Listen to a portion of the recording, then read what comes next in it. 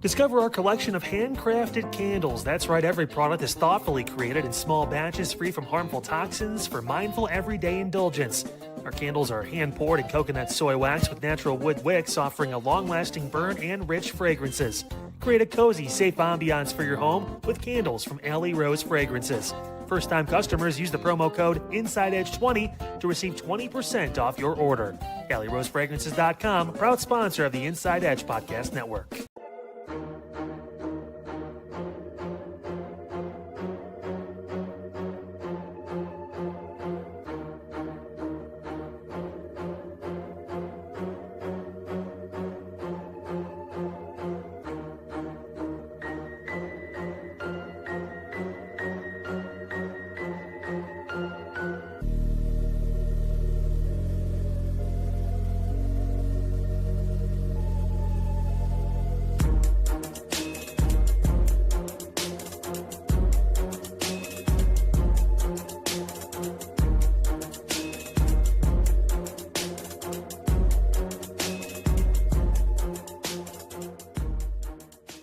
Fanatics isn't just our name, it's who we are. Loyal, passionate fans dedicated to our favorite teams and to the sports we love. That's why we're honored to be able to offer fans the world's largest collection of official sports apparel and sports jerseys from all the leagues, teams, and players you love. We feature a wide selection of gear from every league, including NFL, MLB, NBA, NHL, and NCAA merchandise, which allows us to serve fans of football, baseball, hockey, basketball, lacrosse, soccer, golf, and everything else that gets your heart pumping. Go to Fanatics.com by using the QR code on your screen right now to celebrate your teams.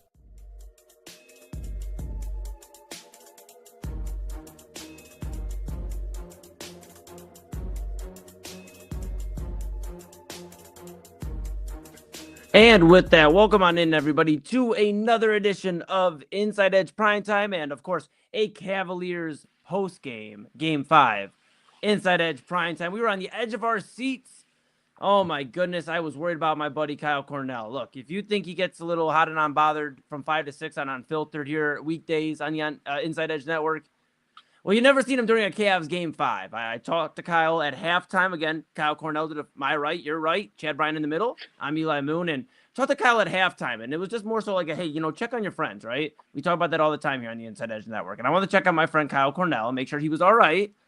And Kyle, you got to be feeling, I'll start with you. I want to know how both of you are doing, and Chad, I just saw you yesterday, so please, I guess I saw Kyle earlier, but more so behind the scenes. Kyle, are you living? Are you doing okay, pal? Or are we feeling okay? Present.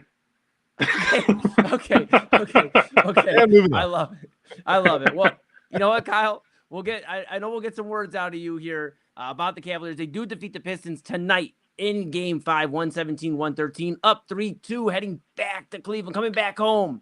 We're excited. Chad, how are you feeling about this victory? Here. Okay, cool. All right, good. Nice. Yeah. What a post game. Yeah, and that's it, guys. We're going to move on to primetime. No, I said it last night. We want to see them go win on the road, right? They have to prove it. They got to prove they can do it. Well, I mean, they did it. They proved it. They showed us they can win a game on the road. So, yeah, you got to feel pretty good coming back for Game 6, right? Yeah, I mean, you would think so. There was a lot of intriguing things about this Cavaliers team, and I see Kyle shaking his head. The one thing that does stand out to me, and then I'll hand it off to Kyle, is James Harden tonight. James Harden, 30 points. And I know, Kyle, 8 of 21. The turnover's still there, 6 of them tonight. But I will say this, and I'm curious your thoughts, my friend. James Harden, the last 3 games, has stepped up in ways that he wasn't in the first, 5, 6, 7 playoff games of this run. And I think that's something alone to be said. Now, is he going to be Mr. Efficiency, Kyle? No. But I think this is, you talk all the time about what the best version of Evan Mobley is. This is almost as close as you're going to get to the best version of James Harden, minus a few turnovers. Obviously, you like to see maybe around 2 to 3 as opposed to 6. But, I mean, what are your thoughts, friend? I think this was the game, Eli and Chad, where if you watched Unfiltered 5 to 6 every day here on the Inside Edge Network, I put out 3 points that I said I was going to watch for today's game. They only got one of them, but it may have been the most important because the physicality was there for Cleveland. And there was times when it looked like they were going to roll over, and Detroit was up by 15 in that first half, and it was hard to watch. Like, there was a big stretch there where it was like, man, these guys don't even fucking care right now. They're already booking their bus back to Cleveland before the half even comes. And they fought back. They made it 8 points. And I'll give James Harden credit. 8 made field goals, 6 turnovers, but the free throws. I mean, that's the big part. Drawing those free throws or drawing those fouls, getting to the line. I said 25-plus free throws for the Cavs to win tonight, and they shot well over 30. So that is the one stat. I had Evan Mobley. I needed him to get 20. He got 17, so he got pretty close. But this is peak Mobley. It's what you're going to get. He had a couple big shots, and he gave you 17, which was big, especially at a night where Donovan Mitchell decided he didn't want to play basketball until about 2 minutes left in overtime. So, like, it was good to see him show up and score 5 points in 3 seconds and then not hit a three the other 50 minutes of the game. But I'm glad that he was able to step up. Hey, big moment. He did it in the big moment. He hit that big shot off the pump fake and took that sidestep, hit that three. But every time you felt the Cavs build that lead late, they were up 7 at one point with 2 minutes left in overtime. You're like, oh, yes, good. They can just play some defense. They're fine. They found a way to make it a 3-point game again and a 2-point game again. And it's like, man, I said this before to you guys. They are going to make every single waking moment of this playoff run a fucking nightmare for all of us. Like, this is what it's going to be. Win game 6 or not, win game 7, whatever it is, it doesn't matter. They're going to make this, and the Knicks the next round. You think the Knicks are going to play with the Pistons? The Knicks are firing on all cylinders. They look just about as good as Oklahoma City right now. Like, and that's just because they're playing their best basketball at the right time. Like, I think the Pistons are beat after this game just because of losing on your home floor the way they did when they were up early. And for a younger team, as Eli's mentioned before, 5 years in the league is not considered a veteran. So, but like, that's for a somewhat younger team. Tobias Harris, second leading scorer. Somewhat younger team. This kind of thing can impact them a lot, and it can take their psyche out of it, or they could show up game 6 and just do what the Cavs did. I don't know, but yeah, I don't know, man. James Harden gives me heart palpitations watching him play basketball because it is so nonchalant, and this has been his thing his entire career, not just this season in Cleveland. Watch his tape from Houston; he makes it look so easy, almost like he's not even fucking trying. Like, it's like, dude. I want to see James Harden one time just put his head down and run for like 40 minutes straight. Like, I just want to see what he looks like as a bulldog, because I guarantee you the guy, he wants to play basketball. He likes the sport. Right. So, like, man, with the blow by in overtime for the dunk or the layup or whatever it was, when he had 20 feet in front of the defender or in front of the guy running at him, I think it was Danis or whatever it was, and he just let him go. You had him by 20 feet. You had time to set and stop the ball. You could have just stood there and took a charge. Yeah. He fucking olayed like he was in fucking Madrid. I couldn't believe it. Like, I was like, this guy's going to blow the game. He falls down on the ground when he could have called a timeout and throws the ball away because, contact. They're not calling that shit. Watch the game. Like, it's not. Dude, I did get some worried text. I did get some worried text from one Kyle Cornell about, he tried. Fourth. I've never seen someone impact winning and almost impact losing so much in a game than watching James Harden play in the fourth quarter and overtime with any team.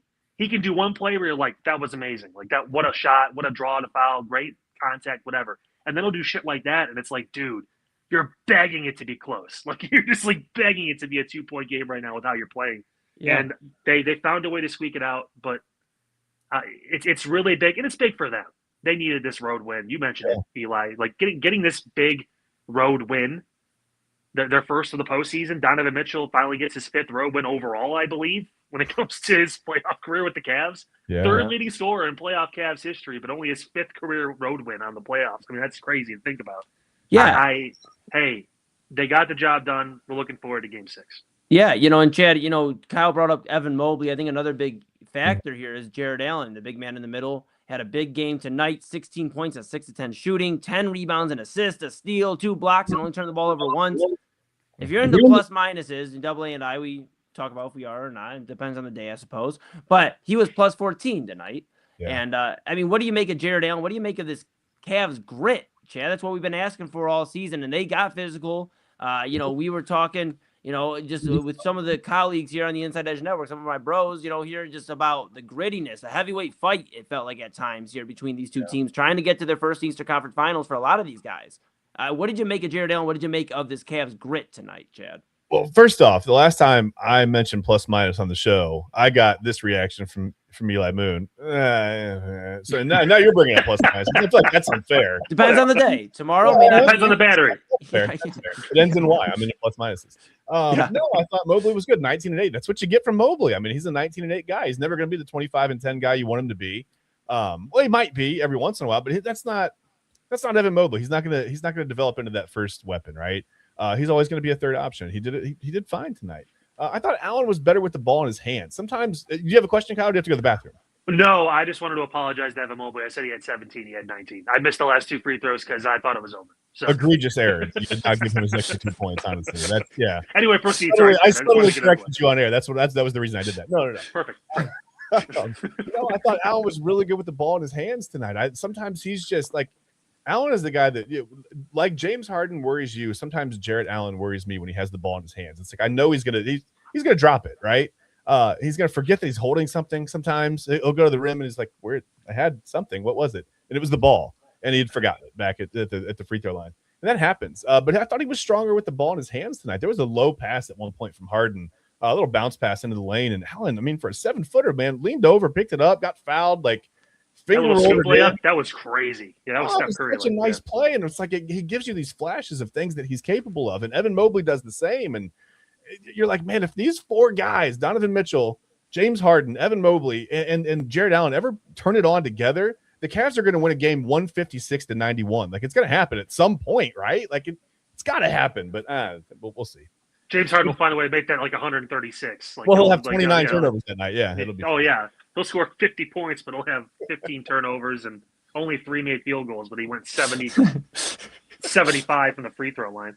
It'll be +1 on the plus minus. It'll be fine.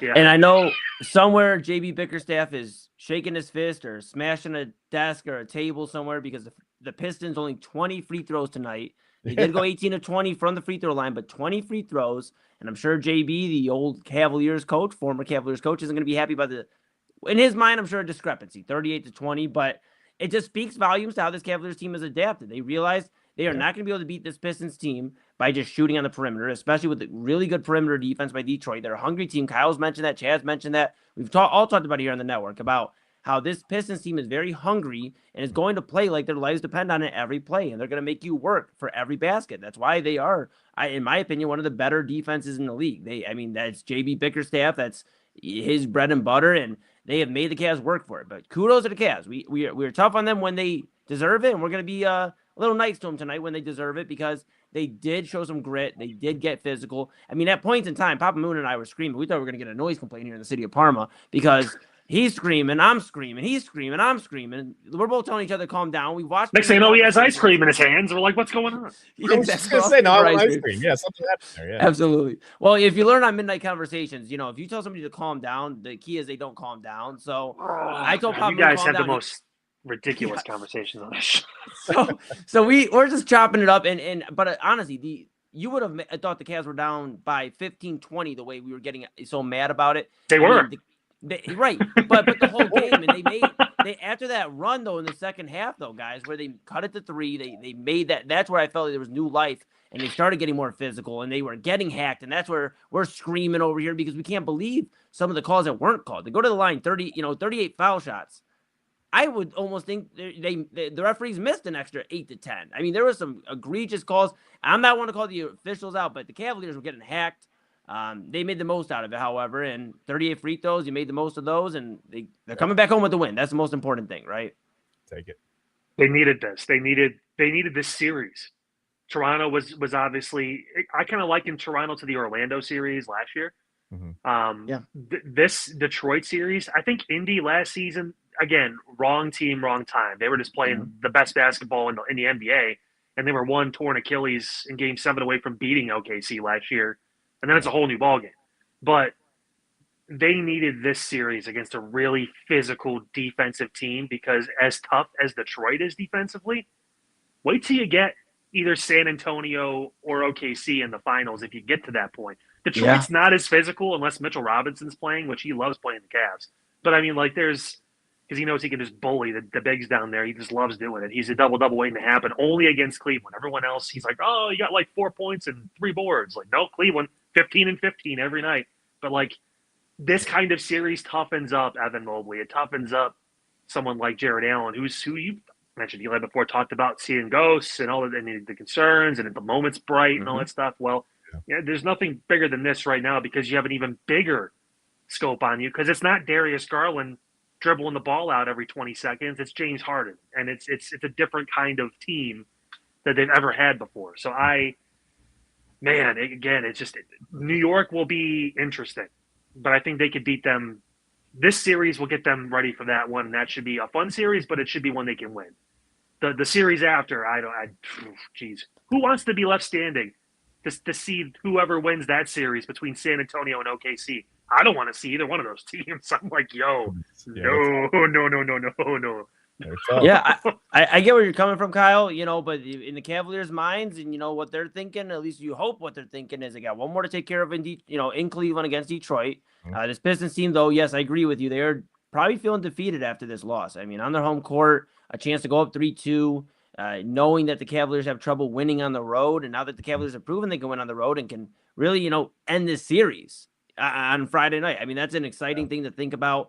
And so they're going to take care of the business, hopefully. And then, yes, to your point, the New York Knicks, but that is one of their kryptonites. We talk about this is what the moment they've been waiting for in the Eastern Conference. Are they going to get their shot at Boston and New York when they want to, which is the Eastern Conference Finals? And are they going to be able to take down one of their big nemesis in the Eastern Conference? That's what it comes down to, Kyle. Now, to answer the finals question, look, I got some bros in San Antonio. They were telling me about the Spurs the other day. They're like, hey, you're seeing the Spurs, right? I'm like, yeah, I'm seeing the Spurs, but we're focused on the Eastern Conference right now. Yeah, I know, but it's our job to look a little bit ahead, Eli, yes. And the fact that we think that this series probably is going to be over unless Detroit decides to show something that I haven't seen on the road. Exactly. Like they've won on the road this postseason, but again, Orlando, a team that didn't have the kind of star power Cleveland does. Yeah. You could have 3 guys not have a game, and Donovan Mitchell can score 40 and a half, and that kind of stuff can happen at home. Yeah. Because I will still hold this down. OKC and Cleveland are the 2 best home arenas in the entire NBA. Like, there's a reason why LeBron came back here, not only because he's from here too, but because he knows that crowd makes a difference, and you can win games in Cleveland because of that arena. It just gets louder than almost anywhere I've ever heard, been, anything. And especially when they have something to cheer for, and they do. Yeah. This is a huge game, and you can bet 19,000 plus are going to be packed in there on Friday, and people are going to be rabid trying to get this series done so they can move on to New York. Yeah, if the Cavs get off to a fast start, too, that place is going to be wild. It's going to be a lot of fun. Can they? I don't fucking know. That's the only criticism I really have in this game. They kind of went back and forth, and they took a lead in the second quarter for a second, and maybe like the end of the first quarter, and then, again, down by 15 points. They battled back. They ended up leading after 3, but it's like, can we get off to a hot start and, like, keep it going? Yeah. Like, through to halftime? Can we lead at halftime? Like, that would be crazy. Like, that would be amazing. I think at home, you're seeing that, honestly. Yeah. The Lakers led at halftime against OKC 3 out of the 4 fucking games. I mean, they got swept, but at least, like, they played a good first half. Like, I want a full game on Friday. I want from fucking bell to bell, from the tip-off to the final horn sounding, the Cavaliers play a complete basketball game, and it will be a double-digit Cleveland win if they do that. But they like to make things difficult. They like to give me, again, practically heart. I wouldn't call it an attack, but it was under siege for a minute there. It's like, geez. Yeah, I get it. Yeah, I get it. You know what? And we're going to keep an eye on that. If you're just not tuning in, we're going to keep an eye on that. I'm a little nervous. The good news is I'm with you every weekday on Unfiltered. You have a smartwatch or something we can keep an eye. We can maybe put your heart rate on the screen. No, the good thing about this all is I actually technically have a low heart rate. It rests between like usually 35 to 50. So if I get high up and it's usually only about 90. So I'm still in a pretty good spot. Usually. Okay, so you're what we're hearing is you're ready for finals. You're ready for some finals action then. You're No, because that's going to be a fucking sweep. Dude, that's going to be rough to watch. Hey, well let's oh my god. Oh my goodness, Kyle. Well, listen, we're gonna keep the mood a little light here today. The Cavaliers do win Game 5. We're gonna take a quick pause. The Cavaliers going to overtime, kind of put a little shift in our scheduling. We were gonna do post game and then a little Inside Edge Primetime. We are obviously condensed down to an hour or just less than. So when we come back, we're gonna talk a little bit more about this game. We're gonna get our keys to a Game 6 series clinching victory in Cleveland. We could be seeing the first Eastern Conference Finals berth. since 2018 for the Cleveland Cavaliers. They could do that Friday night against the Pistons. We'll keep an eye on that here. We'll have post-game for you then as well. Of course, you want to like, subscribe, follow at Inside Edge Net on all the socials so you stay locked in here with, of course, Kyle Show Unfiltered, 5 to 6 p.m. on weekdays, talking about all the great current events and news, sports from time to time, and also just uplifting you before you go. A lot of great stuff there. Chad, Bryan, and I, Inside Edge Primetime, 10 to 11 typically on weeknights. And then Midnight Run, which will be here at midnight. That's why we're in a little bit of a rush, because Midnight Run, the train is coming down the tracks, and we got to hurry before Anthony Alford gets ready to be on Hinge for an hour. So, of course, like... Hey, man, is water wet? Hey, man. hey, man. Hey, for man. all of that, you know about the history of the color orange? Hey, man. I want a glass of yellow aid, though. That makes me want a glass of yellow aid. Listen, for all that riveting stuff, follow Inside Edge Net. Check out the website, InsideEdgeNetwork.com. The QR code above Kyle takes you to the website. And, of course, you can check out all the great stuff. The partners, you've heard from Fanatics.com. You've heard from AlleyRoseFragrances.com. You heard from W Energy, Mosser Moments, and SportsMemorabilia.com. Check out that, the partners page. The personalities page, read about your favorite Inside Edge Network talent. And, of course, the shop page, if you've been following Unfiltered. Kyle needs 10 purchases. We need 10 purchases. We're a network. But Kyle specifically is needing it before the end of May. Before the end of May, if we get 10 purchases, 10 unique purchases that aren't from the Inside Edge Network talent. What is unique? What is unique? Why you keep adding descriptors into this thing? You're gotta buy a ball gag. You gotta buy an Inside Edge ball gag from our. Oh my goodness. Pretty unique. Oh my goodness. Well, with that being said, we're gonna go ahead and take a quick pause. When we come back, we're gonna talk about. Oh my goodness, you two. We're gonna talk about Game 6 and the keys to victory, and then of course we're gonna see if we can get Kyle to stick with us for our last 15 minutes or so. When we go way back in the time machine, he is back. Kyle, Chad went in the time machine. He came back. He's got some facts on what happened on this date, not on a specific Wednesday, but on May 13th. What happened?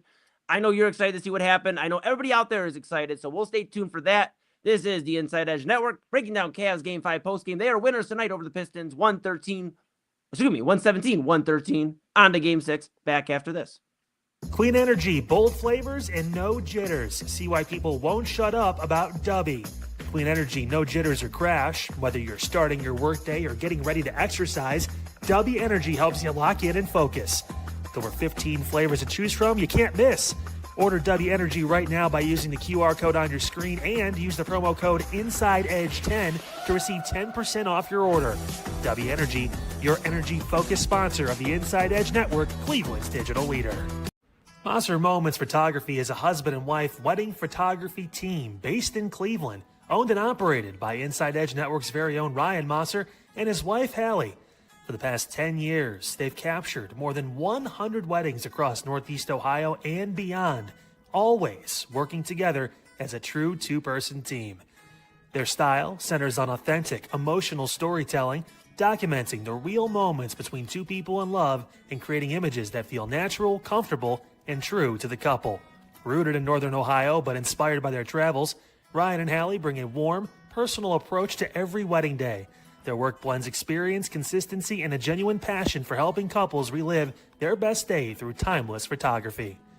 Learn more at MosserMomentsPhotography.com by using the QR code on your screen right now. MosserMomentsPhotography.com, a proud sponsor of the Inside Edge Network, Cleveland's digital leader. Whether searching for a baseball autographed by your favorite World Series slugger, a signed football by an iconic Hall of Famer, or the jersey of a world-famous soccer star, you've come to the right place. Here at SportsMemorabilia.com, the web's leading source of authentic sports memorabilia, you'll find more than 500,000 authentic products from nearly every professional sports league, team, and players.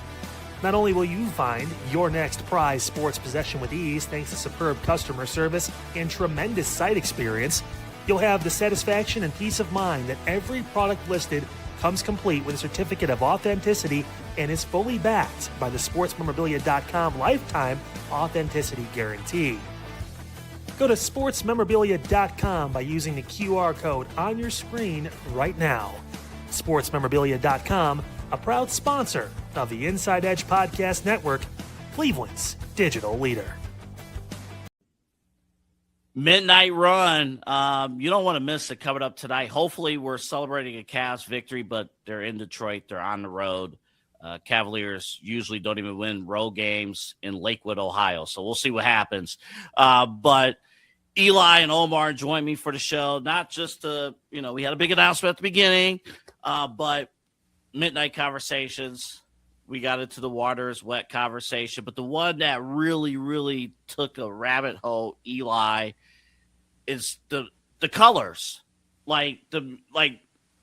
If orange is an orange, how come limes can't be green or anything like that? And we got down into a deep rabbit hole. Yeah, and I'm still trying to recover, Double A. I'm not sure. It may take me a few days. Hopefully by Friday I'll be all right. But this has really been an eye opener, and thank goodness Omar's got his shades on because maybe that's why he wore them. Omar, is that why you wore the shades? Yeah, man. It's too much in here, man. Yeah, it was a lot going on. Also, we debuted our brand new segment, Big Back Tuesday. So you don't want to miss it. Midnight Run coming up each and every single night at midnight right here on the Inside Edge Network. The ice cream machine and big backs. Yeah, that's a real thing. We'll see you coming up later tonight.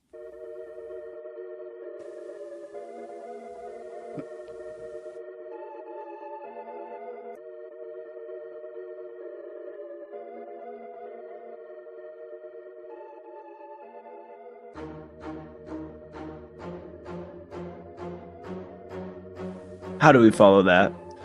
How do we follow that, ladies and gentlemen? We are back for Cavs Game 5 post-game. Inside Edge Primetime, a little mix in between. Yeah, we're not trying to follow that. That's Kyle Cornell to my right. What the fuck, man? In the middle, I'm Eli Moon.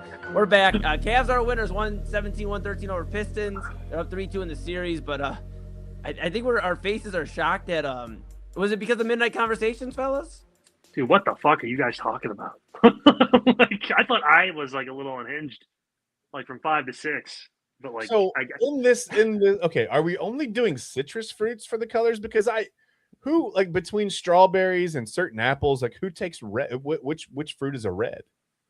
Yeah, I mean, no. These are all that actually opens up a bigger. You mentioned that yet? Now my mind. That's a bigger issue. That's a bigger issue. I mean, that's the lead. Papa Moon brought up another one. I'm gonna throw this out here to Double A. You can definitely take this for next week. If they're okay, right? If it's a building, we'll get back to Cass in just a second. If it's a building, but it's already constructed, why aren't they called builds? All right. I fucking hate you guys so much sometimes. Stay tuned. Stay tuned. All that great coverage. Midnight Run coming up after us at midnight. Anthony Alford on as always. Inside Edge Network, where you're going to want to follow us, like, subscribe, all the great stuff for that content and everything else. And the website, InsideEdgeNetwork.com. You can read about Double A, Anthony Alford, Kyle, Chad, myself, everybody on the network. And check out the partners page. Check out the shop page. A lot of great stuff there. Hats, mugs, jackets, ball gags. Not that. We're rocking and rolling. We're doing the thing. Cavs are winners. I mean, just say not yet, Eli. Don't limit us. Just not yet. Collars, leashes. Put a thumbs down on that one. Garden gnomes, whatever you want, we have it. Garden gnomes would be cool. I'm not gonna lie. Garden gnomes would be pretty cool. Could you imagine? Apparently oranges. We have Inside Edge oranges. Yes, they have the logo stamped on there. It's fine. Yeah. All right, Cavs winners tonight. Cavs defeat the Pistons 117-113. Game 5 winners. They are moving on to Cleveland. Back in Cleveland 3-2. They are leading. And again, we're up against just a little bit here on time. We want to see if we can wrangle Kyle in for the next segment, which is our Wayback Wednesday, and then we'll send him on his way. But before we get into that, fellas, let's talk about Game 6. Okay, let's get into it. We can talk a little bit more if you have any final thoughts on Game 5, but I really want to kind of pivot to Game 6 here because, I mean, besides the big comeback with less than 3 minutes ago, and Double A actually sent a stat in, I think due to with ESPN's probability, the percent of winning, ESPN's projections and analytics, 2% chance of winning with 2:40 left in the game. So, you see that. You know what that was? What's that? Bullshit. Yeah, exactly. That one gets the bettors hard. Turns out. Yeah, it turns them on. And the Cavs are winners. Website and they get the never mind. Sorry. We'll put $100,000 on Cleveland to come back. Chad, we don't encourage Kyle. We know better. We don't encourage Kyle. We just let him fizzle. Listen, I got plenty of courage. Don't you worry about it. All right. No, we know. We don't. You don't need any more, is what we're saying. But let's talk about Game 6, fellas. Before we pivot here, Game 6. How do the Cavs? I'll start with you, Chad, and then we'll pivot over to Kyle. How do the Cavs get a Game 6 victory and get to their first Eastern Conference Finals since 2018? Well, they're going to have to score more than the Pistons. Love that. Love that. Course of the 4-quarter game. No, you can't turn the ball over. You can't have 16 turnovers, right? They're going to have to take care. They got lucky tonight. Let's be honest. They didn't play that well. I don't want to say they got lucky. They did play really nicely down the stretch. But man, there was a whole about a quarter and a half of basketball that wasn't good at all. I mean, it was really bad. You can't do that in game. I know you're at home. It's more comfortable. And the Pistons role players haven't really been playing well on the road. But listen, I think the Pistons are going to come out with some fight, right? They're not just going to roll over and let the Cavs go to the Eastern Conference Finals like that. So you're going to have to be ready for the physicality. I mean, the Pistons showed you tonight they're not going to back down from being physical. 38 free throws will prove that. So the Cavs are going to have to come out, and they're probably going to be a little sore, a little banged up, a little whatever. But they're going to have to come out, be ready for the physicality, not turn the ball over. James Harden's going to have to chill, man, with the turnovers. You gotta 30 points was nice, right? 6 turnovers, not so nice.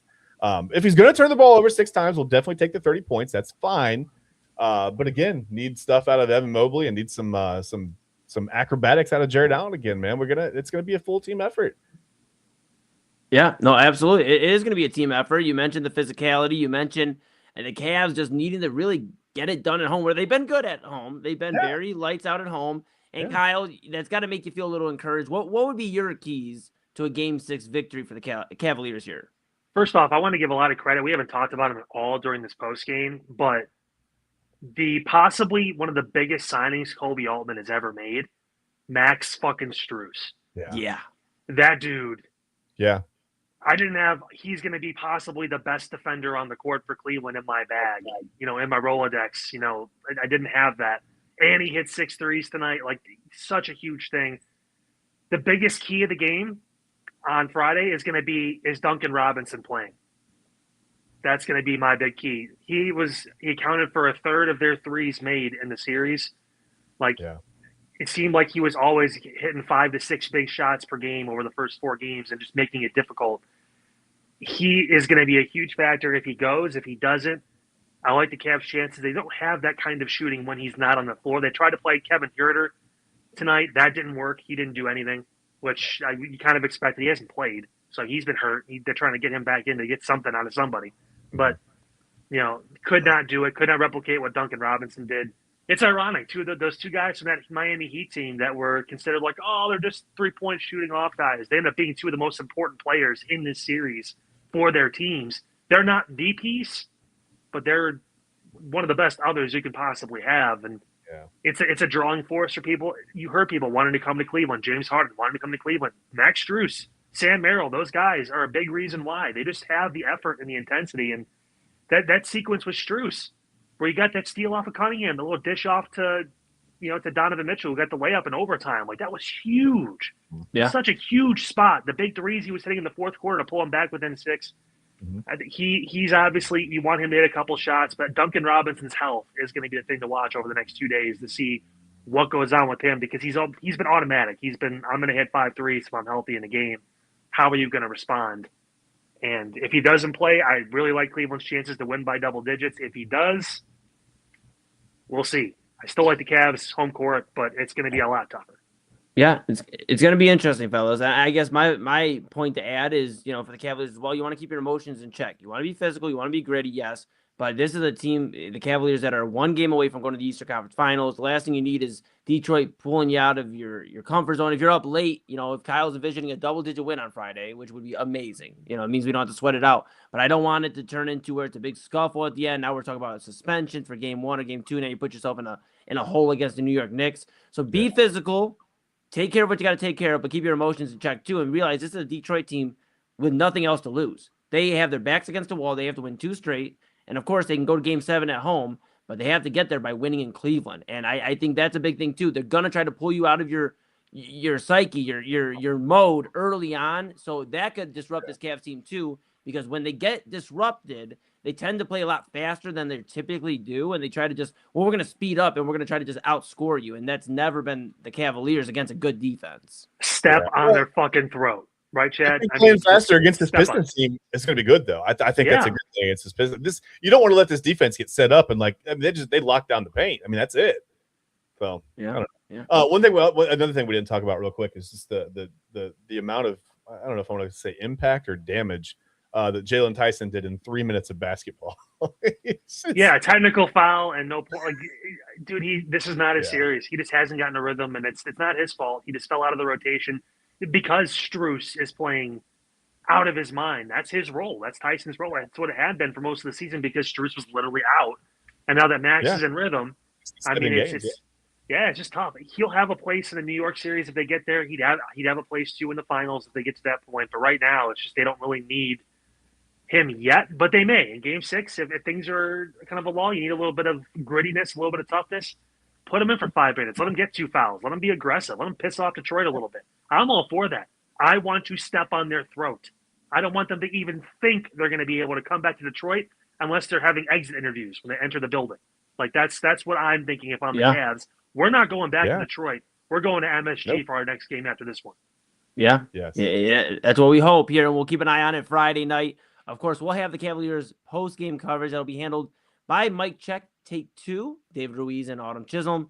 They will be handling business, doing the Cavaliers Game 6 post-game, hopefully celebrating a series-clinching victory and talking about all the fun stuff. And then Inside Edge Primetime, Chad and I will have it after that. And then Midnight Run with Anthony Alford. The great news about Friday as well, everybody, it's one stream. So you lock in at post-game, and you're here with us for the rest of the evening.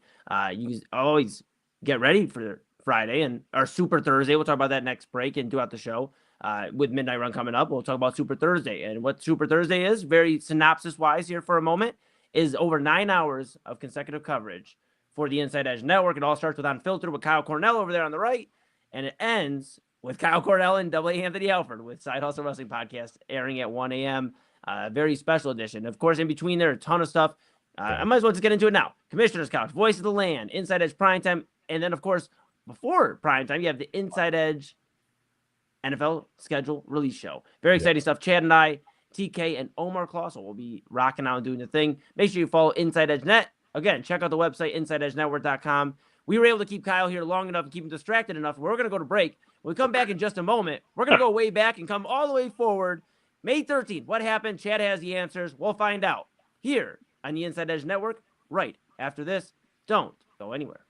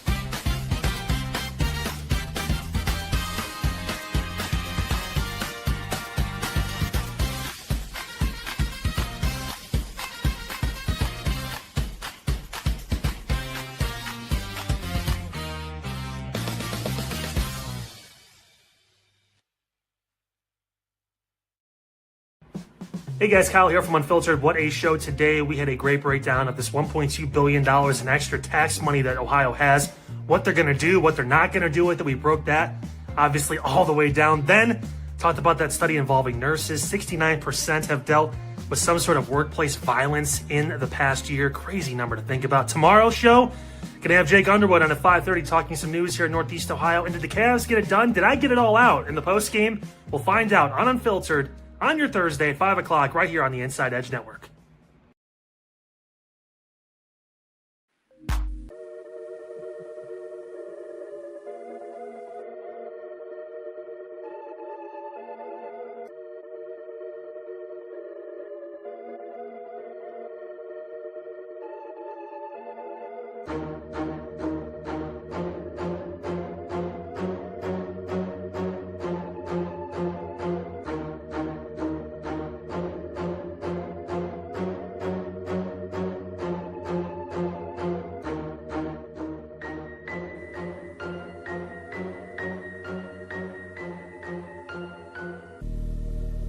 And welcome back to Inside Edge Primetime here on the Inside Edge Network.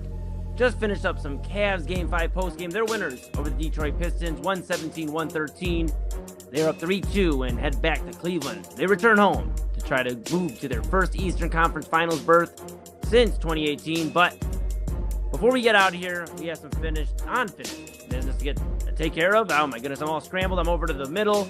I'm going to move myself there. Oh, there we go. Kyle Cornell, Chad Bryan. I'm Eli Moon. We're rocking and rolling. We are back in the saddle. This is Inside Edge Primetime, a very abbreviated version. So if you're tuning in for Cavs postgame and still sticking around, thank you. We appreciate you. Make sure you follow it Inside Edge Net on all the socials. Like, subscribe, follow all of the great stuff there. And of course, the website, InsideEdgeNetwork.com. There you see it there, Inside Edge Net. And of course, the website. Boom. Just like that. So with that being said, we're going to go ahead and bring Kyle back. Boom. There is the real Kyle. May you please stand up. May you please stand up. All right. So with that being said, Kyle, I'm glad you went way back, bro. It's like you set this up perfectly. Thank you so much. You went way back. We found you. You came back here on the time machine. And this is what Chad does every Wednesday. During the show, he goes and he does this Wayback Wednesday, Kyle. We may have lost Kyle. We're going to go ahead and take him off. Chad, it might be mano y mano. Yeah, I think Kyle quit. I don't think he made it back out of the time machine, to be honest with you. Well, we're hoping he makes it back. It's not and if Kyle Cornell does make it out of the time machine, he'll be back here with us. Chad, it is time for what everybody loves. And if you're new here at Inside Edge Primetime, you'll love it as well. It's time for Wayback Wednesday, possibly a Kyle Cornell appearance, but he may be done for the evening. We will keep an eye on that. But Chad, without further ado, let's get back to Wayback Wednesday. Yeah, just a quick update. He said he couldn't hear us. So there's something about you when you got to duck out and come back in. Somehow that audio gets cut off. I don't know how that works. Anyway, yeah. The time machine got it fired up. It was Wednesday. It only works once a week. It only works on Wednesdays. So this is the only way it works because it's Wayback Wednesday, 2 W's, and only the time machine. Well, it only works on Wednesdays. So that's what we have to do. So let's just get right into it. We're going way back to start. Oh, okay. Way back. I mean, talking about like just before, a shade before I was born. Back to 1568 for the first one. Wow. Before we get too into it, did your kids ask you how the 1500s was today? No. They usually they have, we've talked about it. They've asked me before what the 1900s were like, and I'm like, chill, like it was the 1800s. Don't do that. That was like less than 30 years ago, and even that kind of hurts me a little bit to say it was almost 30 years ago now. Whatever. We're gonna move on. I don't want to talk about this anymore. All right, we're going back to 1568 for the first installment of Wayback Wednesday tonight. I know sometimes family stuff gets rough, right? Yes. Familiarity breeds contempt. They say that. Yes. Yes. This one though, it stuck out to me. Eli, there was a certain point. I'll just bring it up. In 1568, Mary, Queen of Scots, is decisively defeated. It says so. It wasn't even close. Near Glasgow, at the Battle of Langside, by forces loyal, Eli, to her infant son, James VI, and led by the regent. That's not the important part here. Why are there forces loyal to her infant son, Eli? Because he had street cred, obviously. Can we get it? Do we have a picture of? Oh, he has street there cred. He is. I stand correct. There he is with the sword. He's ready to go, I guess. All right. That one just stood out to me. I'm like, loyal to her. And what does that mean? Like, he's an infant and they already had beef to the point where they're fighting battles. And in Glasgow, of all places, Glasgow's a nice place. It just Oh, you must not know Drew McIntyre. I You guess must I not know don't. Drew McIntyre. He's got the Glasgow kiss. And Okay, well, yeah, we got double Anthony Alford coming up at midnight. He might have to get you hip to Drew McIntyre. You might be in trouble again on the intro of Midnight Run, buddy. I might have just got you in trouble. I probably am. He said no. But does he have a cool sword like that? That's the question. Whatever. Okay, so last night we're gonna come way ahead of the 1900s now. Back to my era, the 1900s. Okay. Last night we talked about Boobie. Remember we talked about Boobie Gibson? That was nice. Sure did. Yeah. Well, tonight in 1945, on this day. Come on. Listen, don't Google this. Come on, do not Google this. Do not. Nope. We're not going to even say his nickname. You can see it there. Richard Salwitz, American harmonica player and musician from the Jay Giles Band, right? My Angel is the centerfold. He was born in New London, Connecticut, and he ended up with a nickname that rivals Boobie. I'll give you that. Should I say he's Magic Dick? That's his nickname. What are you gonna? I didn't even try to. I didn't Google it. That's why there's just no picture found because I wasn't gonna have in my search history Magic. Okay, yeah, go ahead. I'm sorry. Go ahead. We might have to revoke you for a week on Wayback Wednesday, pal. What? I go back into the time machine. This is what I find. I don't search these things out. This is what I find. This isn't my fault. And by the way, this is courtesy of our friends at onthisday.com. That's the website that I use for these. Chad. Yes. This makes me think of like Jackie Moon from Semi-Pro. My uncle, Jackie Moon. I'm Eli Moon. He's Jackie Moon. Yes. I mean, this makes me think. No. I mean, we're still trying to figure it out. Test haven't came back yet. We've been waiting for years. Incomplete. But Magic Dick. Okay. Yep. Pause. He would be an epic player in the Flint Tropics. Oh my God. All right, on to the next, bro. I don't even know. Richard epic player in the Flint Tropics. He would fit right in with Big Back Tuesday too. Let's move on. 1950 on this day in 1950, Stevie Wonder. But this is so much better. Stevie Wonder was his 76th birthday. Obviously American singer-songwriter. You know who Stevie Wonder is, right? I love how they like put a couple songs in there and they use "You Are the Sunshine of My Life" and "Sir Duke." But he was born in Saginaw, Michigan on this day. So happy birthday, Stevie Wonder. Happy 76th birthday. Yeah, and you know what, Stevie? We know you're possibly a Pistons fan, so as Cavaliers fans, we apologize that we had to take that dub tonight, but we appreciate all the great music you've put out. I mean, isn't she lovely? I actually got a cool story I'll tell you real quick. I know we're up against it. I'll tell you a real cool story about when we went to Universal and Disney when we were younger, and my sister's going to be so mad I told this story, but when we went to Universal/Disney as like kids, like, you know, me and my sister were like probably just entering our teenager years. So, you know, whatever. We go to this, like, you know, we go to Disney and there's an American Idol experience. And if you go to the American Idol experience and you win and you get the golden ticket, you get to go to the front of the line at any audition and go use your golden ticket to go get a real gold ticket, golden ticket. My sister went in, rocked it. Went in there with Papa Moon. He's in tears when he comes out. Like, I mean, we're sitting here eating churros. Me and my little brother and my mom were just having some churros, enjoying ourselves. And he's like, it was the most beautiful thing I've ever seen. And the churros or the singing? Well, he didn't get the experience of churros; those were gone. Okay. But he got the experience of singing, and he said, "Wow, like your sister did a great job. She sang 'Isn't She Lovely' by Stevie Wonder, and she crushed it. And the judge loved it." And Chad, we get there, you know, they're doing the thing. They're about to let my sister get through, and they go, "But we can't, because unfortunately, you're just a year too young to participate in the competition. So we wanted to hear you sing, but unfortunately, you had to be whatever age. I think she was 12, and you had to be 13.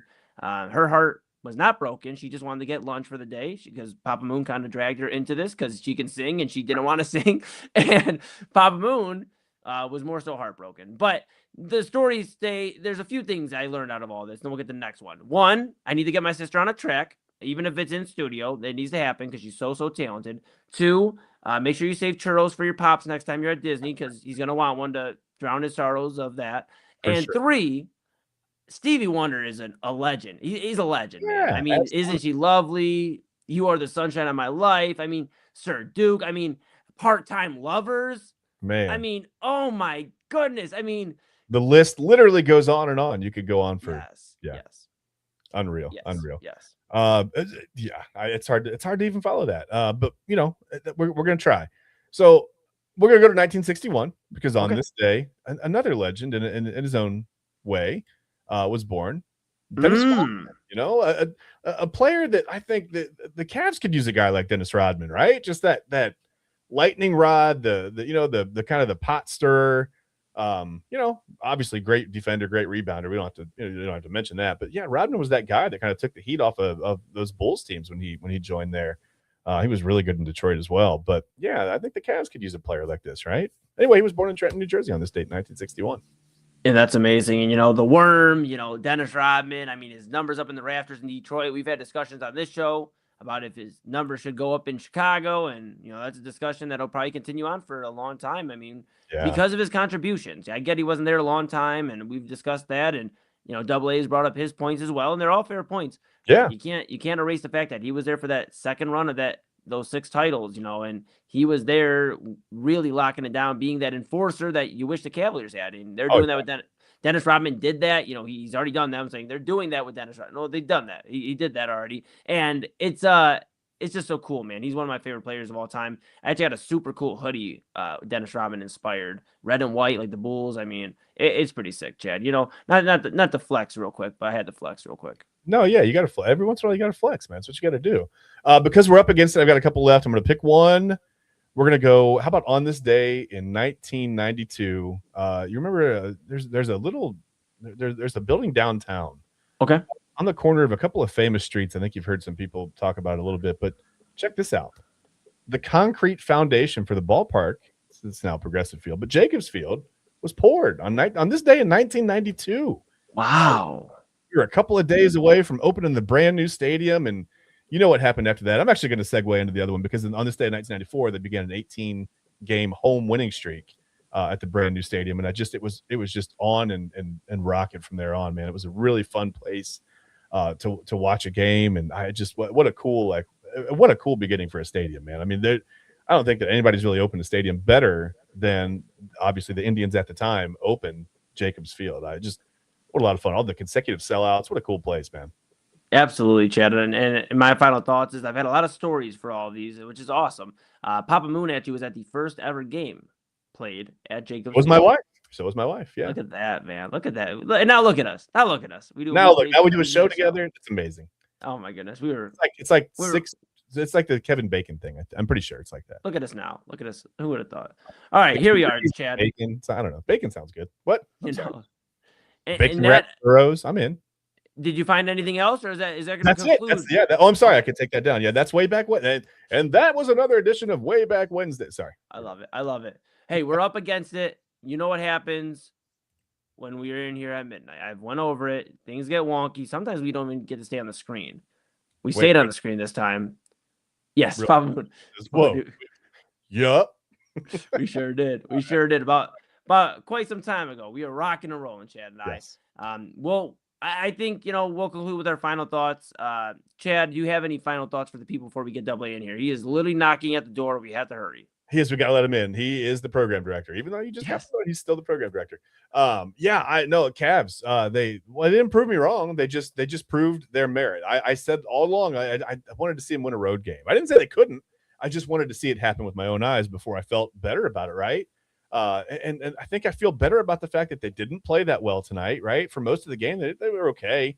Turned the ball over a ton, and they found a way to win. They did what they had to do. They got to the free throw line.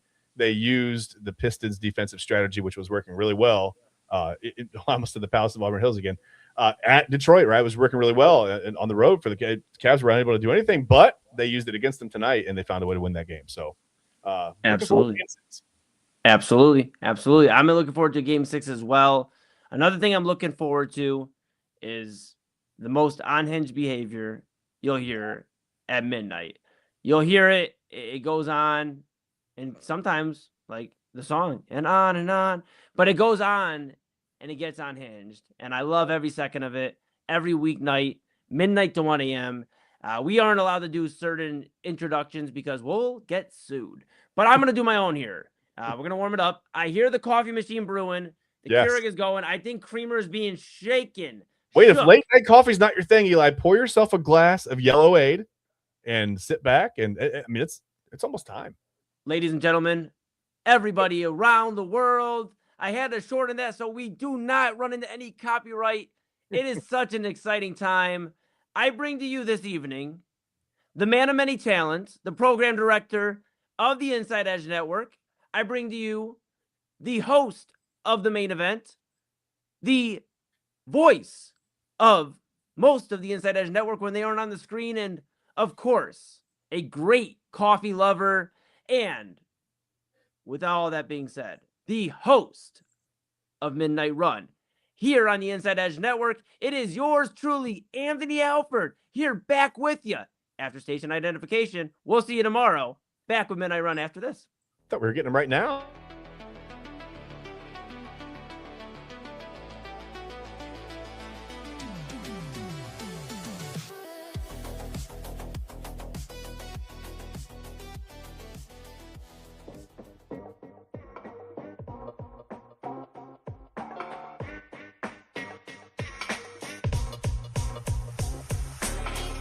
This is Midnight Run on the Inside Edge Network. Here's your host, Anthony Alford.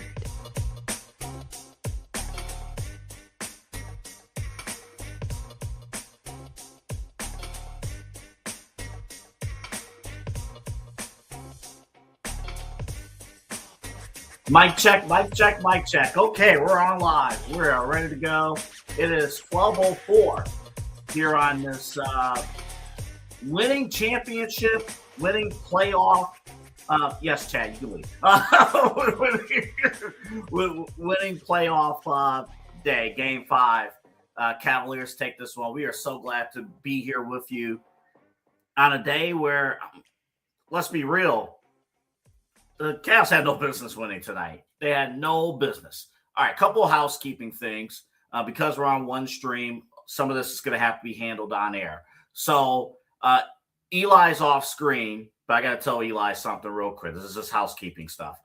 So Eli, I have clips, but I can't load it in yet until we get rid of some clips. I have 4 clips. I think we got to clear some stuff out. Then I can load them in, and we'll play it for you. It was easier to say that on the air than to text you and all that. So it's the beauty of live television and live one stream stuff. So when all that's taken care of, we can load in the clips. So sometimes if you see me go over here to the side and click on something like I am right now, because I have the clips, that's what I'm doing. I'm loading in clips and they'll be ready to go. So we're going to hear some post-game sound coming up this hour. Man, just overall thoughts. I texted to the guys that the Cavaliers, according to ESPN projections, had a 2% chance of winning the game with 2:40 left to go, down 103-94. Well, let's be real about everything. This is going to sound like a losing post-game show, but it's the beauty of the playoffs. We won. In the first half, the Cavaliers gave up, obviously, several turnovers, careless turnovers. Once again, that's been the story of these playoffs. It's still the story of these playoffs, the careless turnovers. And Detroit, in the first half, scored 20 points off of those turnovers in the first half. Cavaliers were horrible. Lazy passes. James Harden.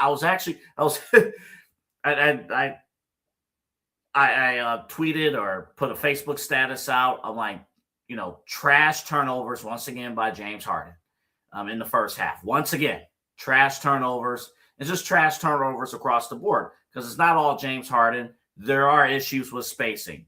There are issues with guys being in the same spot, not coming to the ball, not spreading the defense out. But you got James Harden trying to lob pass to Evan Mobley down low, and Detroit's right there to take it. Easy pickings.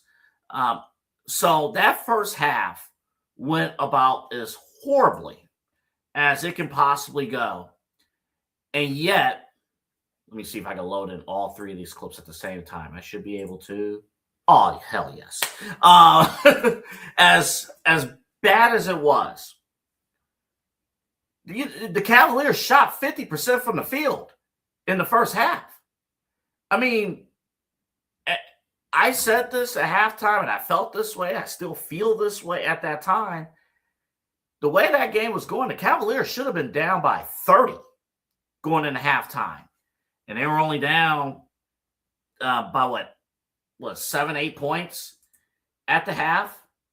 That's how much they were down by at halftime. I mean, they were down by as many as 15 points, but they should have been down by 30. And so through all the mistakes, through Donovan, and then you get to the second half, Donovan Mitchell, we was like, okay, which Donovan Mitchell are we going to get? Which one? And it turned out in the second half, we got the Donovan Mitchell that showed up in the first half of Game 4. Just non-existent, couldn't make shots. You're talking about open three-pointers that he couldn't knock down. And then meanwhile, on the other end, Detroit's role players are hitting open threes.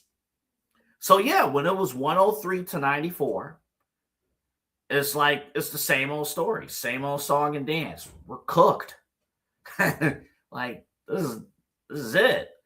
I was actually talking with Allison. Allison, of course, one of our main sponsors here on the InsideEdge Network, Alley Rose Fragrances, AlleyRoseFragrances.com. Remember, use the promo code InsideEdge20, get 20% off of your candle or body mist order. And there it is, the promo code InsideEdge20. In fact, I have 2 candles on its way here from Allison. She personally hand makes those candles. And it was funny. Allison told me during the half, she's like, I'm FaceTiming my dad. And he was saying the exact same thing, like all these stupid turnovers. It was just nuts. So, and our post-game guys hit the nail on the head. Kyle, Eli, and Chad, they talked about it. This was about as ugly of a game as you can imagine. 16 turnovers. And also, again, problems with rebounds, things like that. Only several things were happening. And yet, we won the game. We got into overtime, and then we just went to work in overtime. I will point out, though, Kenny Atkinson, pretty interesting that we're going to go ISO with Donovan Mitchell when he did nothing in the second half. We're going to go ISO to try to close out the game. But, hey, that would have been a move that you called out if we would have lost, and we did not. We win the game. In Detroit, this is a backbreaker. Again, anything can happen. If they're a 1 seed, they're going to come out guns blazing on Friday, and this is their last shot. So we can't just sleepwalk our way into Friday and think everything's going to be cool. We got a lot of things to clean up. But it's clear and obvious. Out of the 6 remaining teams in the NBA playoffs, Detroit has the worst supporting cast around its star player.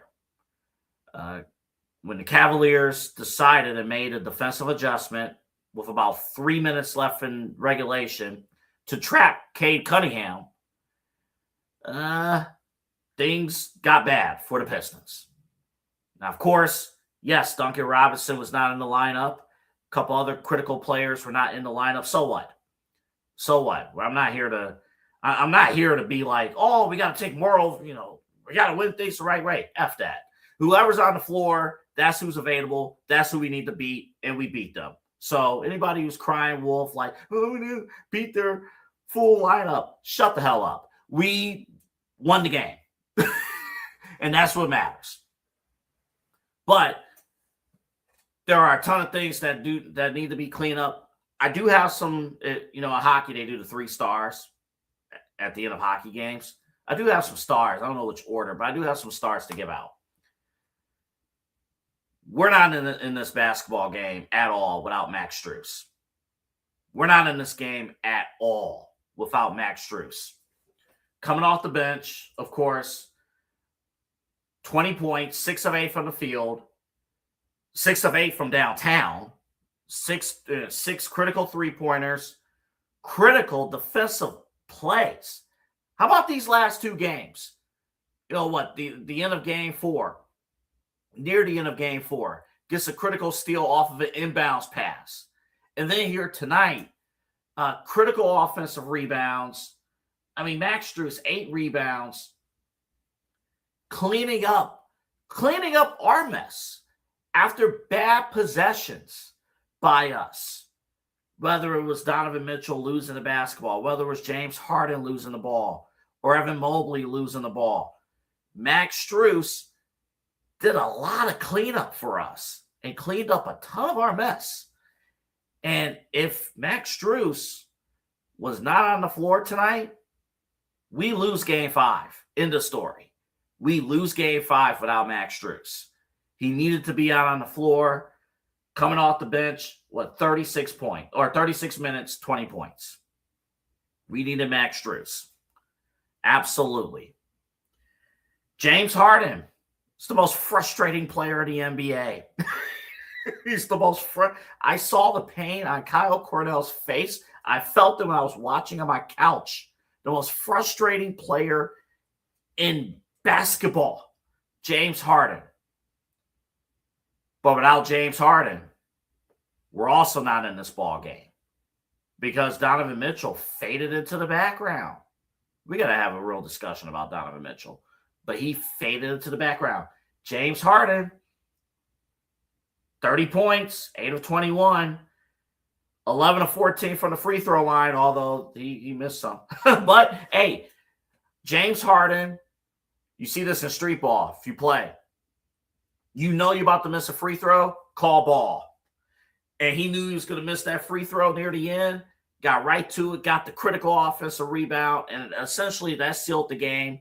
And that might have been the kill shot if we put away the Detroit Pistons. Now, here's the critical thing, and we're going to play some sound coming up next segment. This is why it's so important to win Game 6.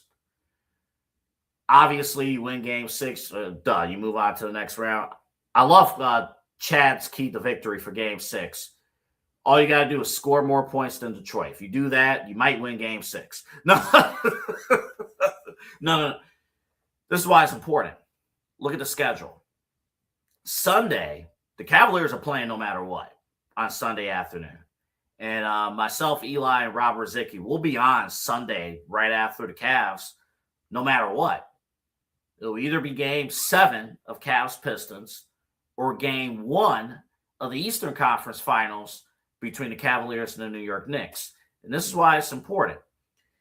If the Cavaliers do not win Game 6, they go to Game 7, they win Game 7, the Eastern Conference Finals is scheduled to be played every other night. So pretty much for the entirety of the month of May, the Cavaliers, if they go 7, and then they play the conference finals, and the conference finals goes deep, they're going to play every other night. Though you're going to have some tired legs on this Cavs team, while the Knicks are at home resting. So I think you got to get that W here on Friday, because what's going to happen if you win on Friday, Game 1 of the Eastern Finals is on Sunday. Game 2 is on Tuesday. Game 3 is not until the following Saturday. So you're going to have a huge gap of rest if they can win Game 6. But if this goes 7, Game 1 of the Conference Finals will be on Tuesday. Game 2 will be on Thursday. Game 3 will be on Saturday. Game 4 will be on Monday, then Wednesday, then Friday. You get the drift. Got to get the W on Friday. All right, we'll take a quick break. When we come back, we're going to hear some sound. You want to hear JB Bickerstaff complain about the officiating again? You go hear that. You want to hear Kenny Atkinson talk about what went into the W? We got that for you. But we're going to leave when we come back from break. Charles Barkley, straight up, on Inside the NBA, looked at Donovan Mitchell and said, what the hell is going on with these turnovers? What are you guys doing? We'll play that sound for you coming up on the other side of the break. And also later on, if you are in the LeBron James sweepstakes, the deeper this Cavs playoff run goes, the less likely LeBron is coming here. We'll talk about that coming up. Again, remember to follow us at InsideEdge Net across all of our socials, including Twitch. We're on Twitch, along with TikTok, YouTube, Instagram and Twitter, all that stuff. You see it there. Facebook, we're locked in. Like, subscribe, follow us on all those social platforms. And also InsideEdgeNetwork.com. My name's Anthony Alford. This is Midnight Run. Cavaliers a winner. 117-113 in overtime. Game 5. Post-game sound coming up after the break. Discover our collection of body mists made with clean, minimal ingredients. Handcrafted with natural essential oils and clean ingredients, they offer a natural alternative to synthetic fragrances. Perfect for sensitive skin and those seeking clean, mindful self-care, and the perfect gift for you or your special someone. Courtesy of Alley Rose Fragrances. First-time customers, use that promo code InsideEdge20 to receive 20% off your order. AlleyRoseFragrances.com, a proud sponsor of the Inside Edge Network, Cleveland's digital leader. Fanatics isn't just our name, it's who we are. Loyal, passionate fans dedicated to our favorite teams and to the sports we love. That's why we're honored to be able to offer fans the world's largest collection of official sports apparel and sports jerseys from all leagues, teams, and players you love. We feature a wide selection of gear from every league, including the NFL, MLB, NBA, NHL, and NCAA merchandise, which allows us to serve fans of football, baseball, hockey, basketball, lacrosse, soccer, golf, and, well, everything else that gets your heart pumping. Go to Fanatics.com by using the QR code on your screen right now to celebrate your teams. That's Fanatics.com, a proud sponsor of the Inside Edge Network, Cleveland's digital leader.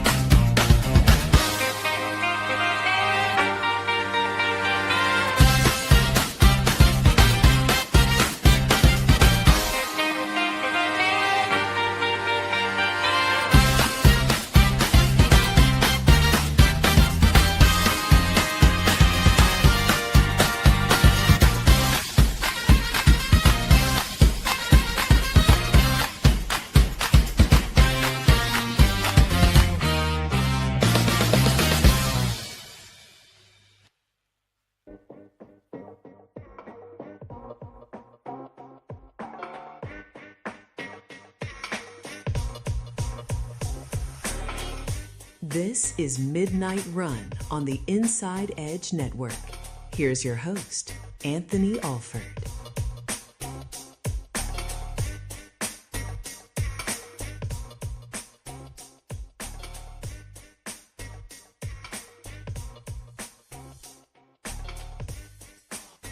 Dude, right when we just came back, I had a cake right here. Ah, man, that hurts. That works. That hurts. The one good thing about these 8 o'clock starts, I have some time in between the workday ending and the tip time to get in the gym and actually do a full workout. So I actually do appreciate the 8 o'clock starts, but that's just me being selfish. Friday, 7 o'clock start, because there's going to be 2 playoff games. It's going to be Cavs Pistons Game 6, followed by Spurs Timberwolves Game 6 coming up on Friday. Prime Video will have the game on Friday. So keep track of that. And then ABC will have the game on Sunday, whether it's Cavs Pistons Game 7 or Cavs Knicks Game 1. Also, a little quick note, Friday, and then we're going to get to the post-game sound in just a second. Friday's going to be a little interesting in downtown, just a tad. Both the Cavaliers and Guardians play at 7 o'clock here at home on Friday. Cavs versus Detroit. Obviously, it's a playoff game. It's going to sell out, but you're going to have people from Detroit coming into town. And the Ohio Cup in baseball. Guardians versus the Cincinnati Reds. My 2 favorite baseball teams. Except I'm going to be rooting for the Guardians. I root for the Cincinnati Reds any other time of the year.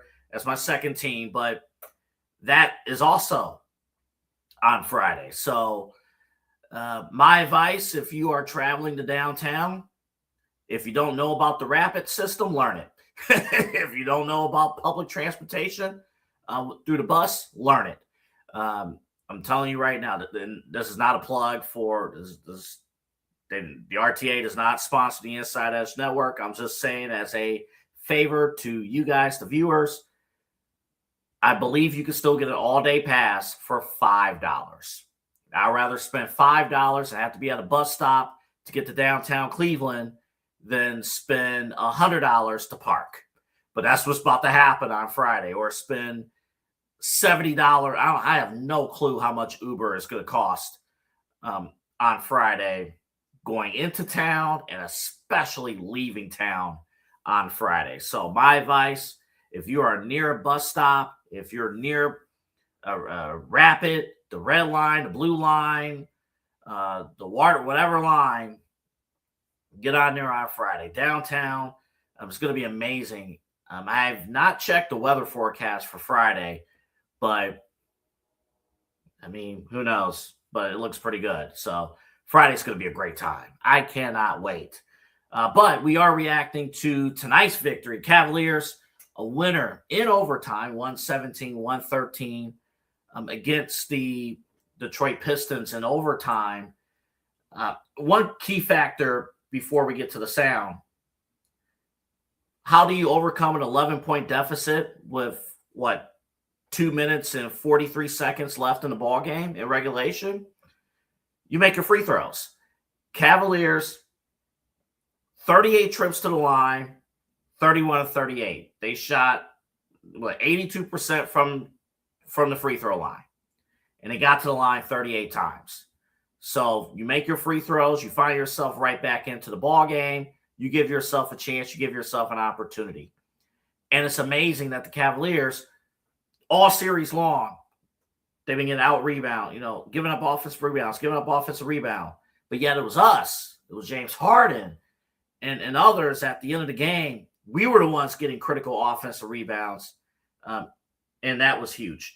The one thing we have not cleaned up in this series at all, and if we don't clean this up, we could still lose this series against the Pistons, or the Knicks will smoke us out of Madison Square Garden. It's the turnovers.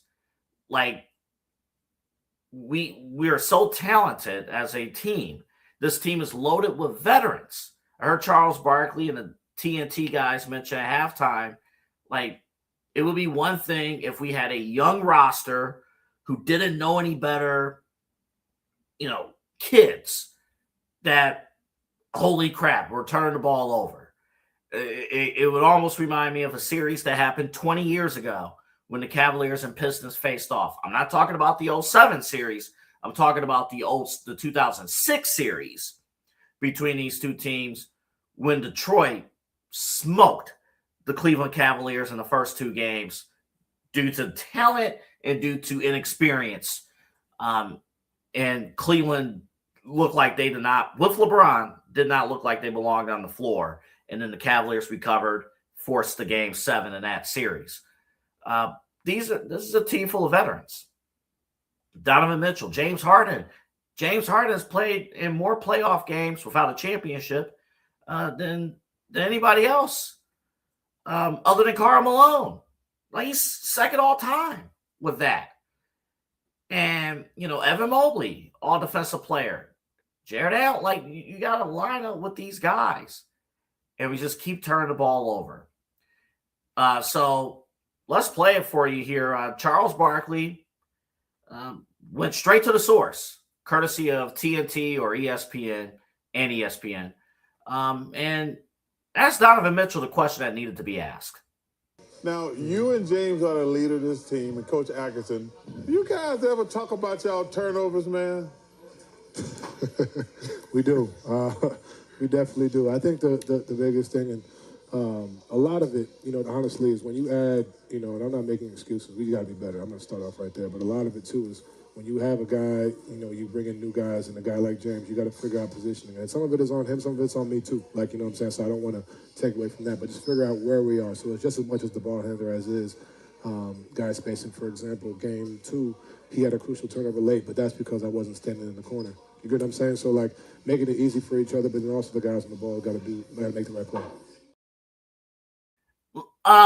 That's Donovan Mitchell, courtesy of ESPN and Turner Broadcasting, TNT. Let me bring in Eli because I want to address this on the air. So Eli, we both, and Chad Bryan, we both had the opportunity to talk with Tim Alcorn, the voice of the Cavaliers. And one of the things that he mentioned during the preview show that I had with him was the potential 10-man rotation. And I think I would be curious if we can get Tim Alcorn back on, hopefully for the conference finals. I wonder what Donovan Mitchell is saying, Eli, having new guys in the rotation, trying to figure out the rotation, trying to figure out the spacing, that more than anything is what's leading to all of these turnovers. Yeah, we've talked about the Cavs core 4 or core 3 in Harden Island, as Kyle says it, just not having a ton of games together. And this was going to be a discussion. You don't like to hear that discussion after a Game 5 victory, and that the reason being because they're still not all the way on the same page is what I've gathered in terms of knowing where they're going to be on the court.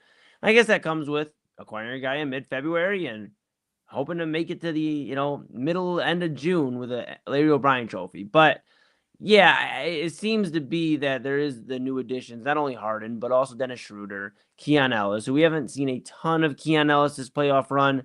In fact, he didn't play tonight. But, you see Schroeder getting some valuable minutes for the Cavaliers, 17 minutes a night. That does play a factor, and you don't see a lot of Schroeder-Mitchell lineups, right? You're not going to see a ton of him. So really the biggest thing is getting Harden and Mitchell on the same page because, again, Schroeder is going to run that second unit. So his familiarity is going to come with running with guys like Strus, who played well tonight, running with those types of guys. Jalen Tyson, if he can get some minutes, those guys. But James Harden and Donovan Mitchell, in order to win an NBA championship, they have to be on the same page. Kyle really hammered it home, and it made me sad because I don't want to think too far ahead yet. I want to enjoy Game 5 for just a moment.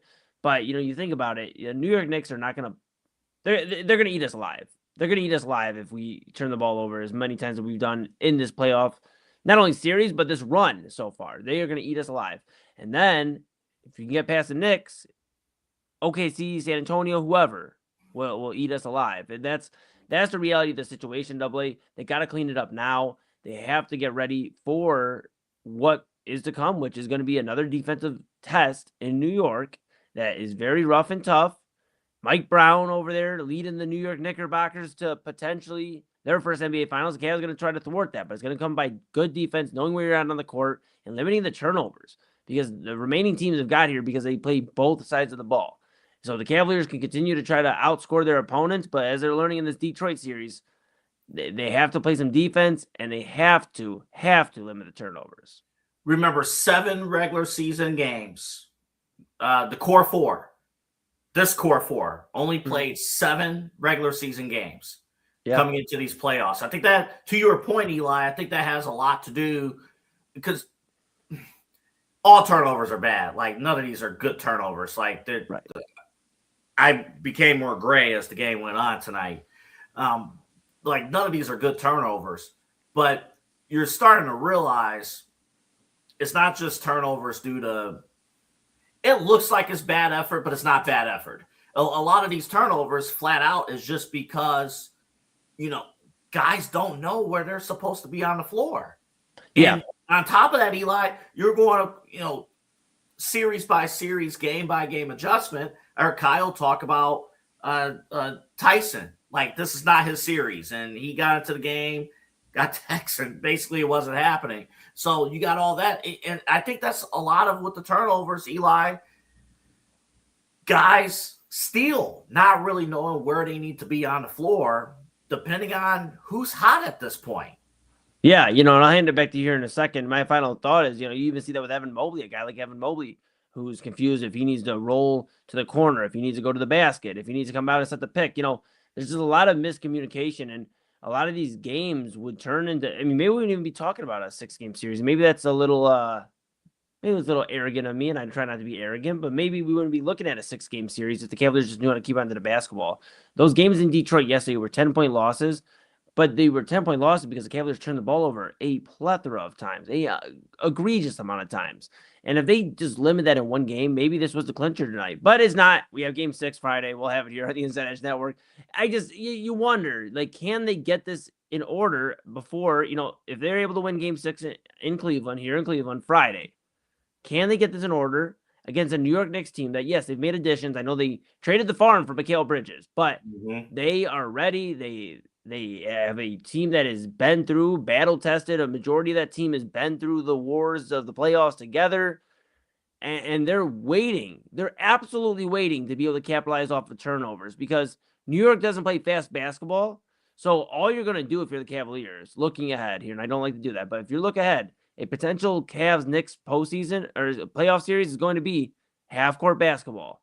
And if the Knicks keep getting turnovers off the Cavs, they're just going to slow it down. Okay, now we're going to take another 20 seconds off the clock. We're going to get another crucial bucket, and we're going to absolutely tear you down that way because that's how they play basketball. They're not going to run and gun. We've seen it with Toronto. We've seen it with Detroit. New York's a very methodical team, but they will take advantage of you giving them the basketball another 8, 15, 20 times. Let me quickly talk about the Knicks. I thought you froze for a second. That's why. No. That was my point. I know. No, you're good. You're good. I'm like, oh crap. Let me briefly talk about the Knicks since you brought them up briefly. Yes. X's and O's wise, you're right. You're like 100% right. So I have nothing to add there. But I will add this. All the pressure, especially if it's Cavs Knicks, all the pressure is on New York. All of it. Not a single national person is going to pick the Cavs to win that series. Very few local people are going to pick the Cavaliers to win that series. You got people in New York talking about Mike Brown might get fired if they don't win the NBA championship. All the pressure, all the smoke right now, if that becomes the series, is with the Knicks.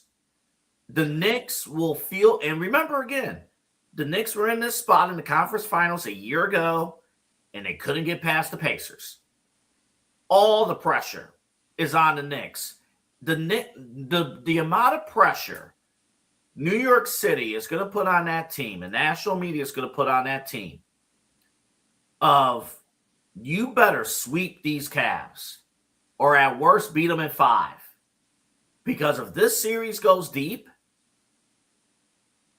we're playing. I honestly believe we're playing with house money. Because now, even locally, I say it because even locally, if the games are close, if it goes deep, if the series goes deep, now you're going to have people saying, well, this Cavs team only played 7 regular season games together, the core 4. Imagine a full season. I don't know if I'm going to go that route. I'm just forecasting what's going to happen. But nationally, a lot of people, all the smoke, all the pressure is going to be on the Knicks. We talked about it. No Boston, no Tyrese Halliburton. The field, Detroit, right now, they're a vulnerable 1 seed. Cavaliers are a flawed 4 seed.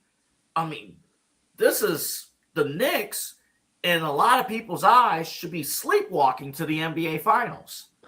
Yeah, but I will say this, as we're Cleveland's digital leader, and we'll let you know that here in Cleveland, I think we're feeling the same way, Double A. That series could be, okay, if you don't win this series between the Knicks and the Cavs, whoever loses is going to have a completely looking team next year. And I don't think the Knicks completely overhaul it like the Cavaliers would, but I do think you'd see some moves.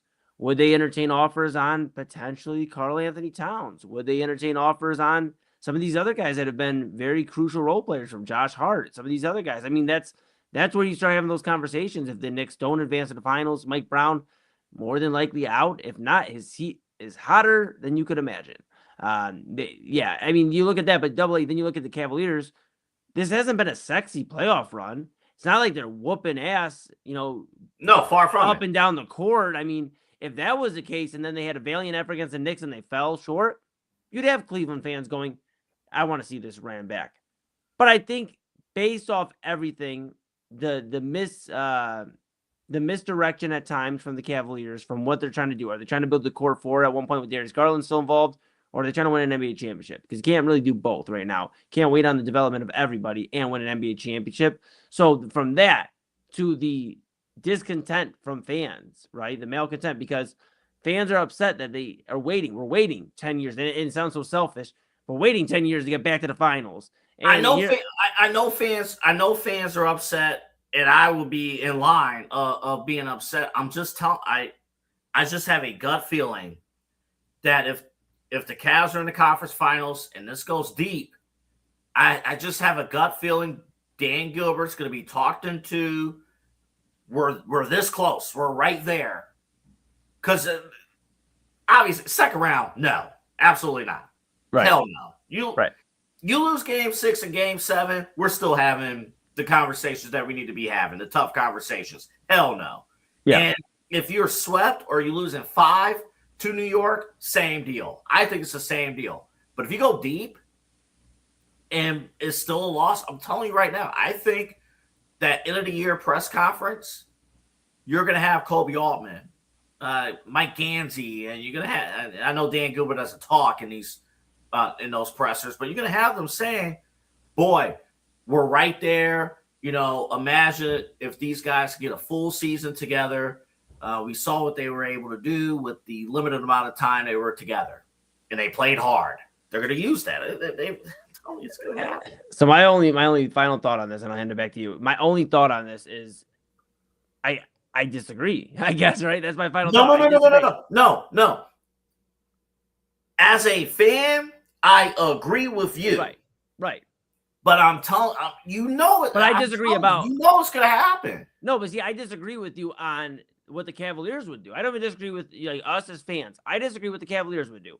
I'm telling you right now, Double A, if the Cavaliers lose in the Eastern Conference Finals, they go and they lose in 5 or 6 to the New York Knicks, Donovan Mitchell is going to have at least 2 different star players playing with him next year. You're probably looking at one, if not both, of the front court members being moved. And Kenny Atkinson is having a lot of tough conversations going into June, July, August, and we'll see if he can make it out, on the other side and being the Cavaliers coach. I think this series would be just as important for the Cavaliers as the Knicks. It is a tear them down series. Winner goes to the finals, loser, say goodbye to your team as you knew it. So with that in mind, coming up next, LeBron James.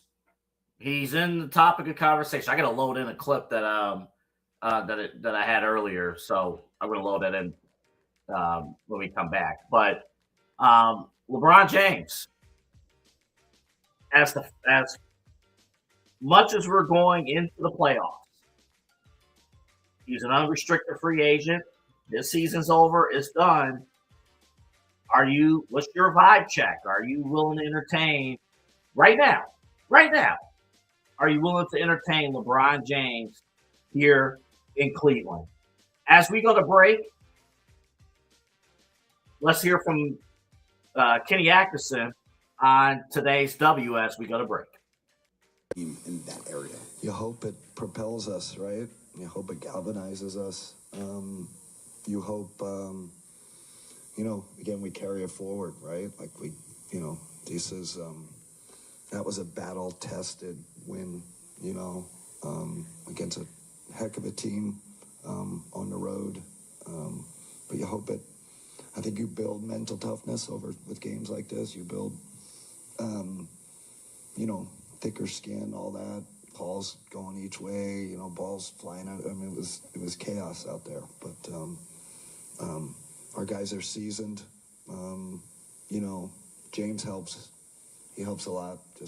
He never, like I said before the game, never know if you're down 20, up 20. Just calm the whole time. Clean energy, bold flavors, and no jitters. See why people won't shut up about Dubby. Clean energy, no jitters or crash. Whether you're starting your workday or getting ready to exercise, Dubby Energy helps you lock in and focus. With over 15 flavors to choose from, you can't miss. Order Dubby Energy right now by using the QR code on your screen and use the promo code InsideEdge10 to receive 10% off your order. Dubby Energy, your energy-focused sponsor of the Inside Edge Network, Cleveland's digital leader.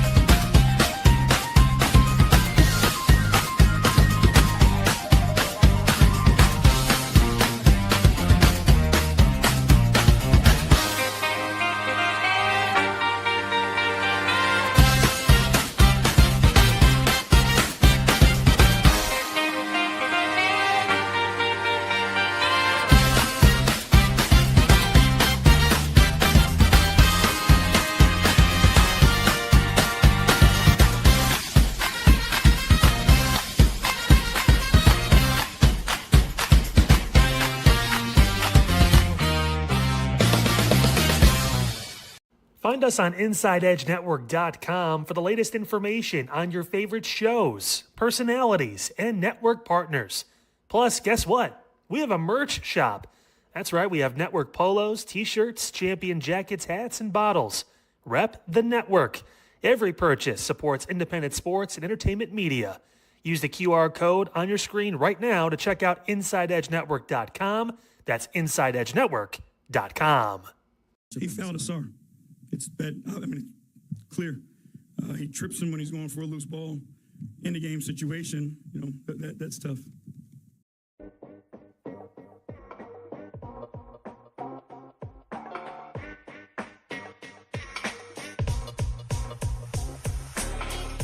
This is Midnight Run on the Inside Edge Network.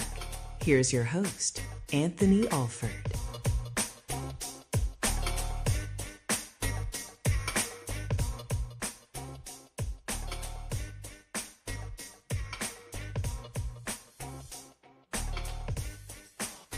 That was J.D. Bickerstaff talking about what happened at the end of regulation with Donovan Mitchell and the supposed trip. And it was, stop it.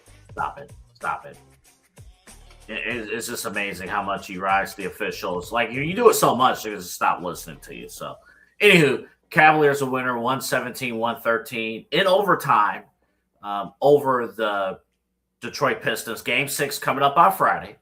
7 o'clock tip. You can watch the game on Prime Video. You can listen to the game on WMMS.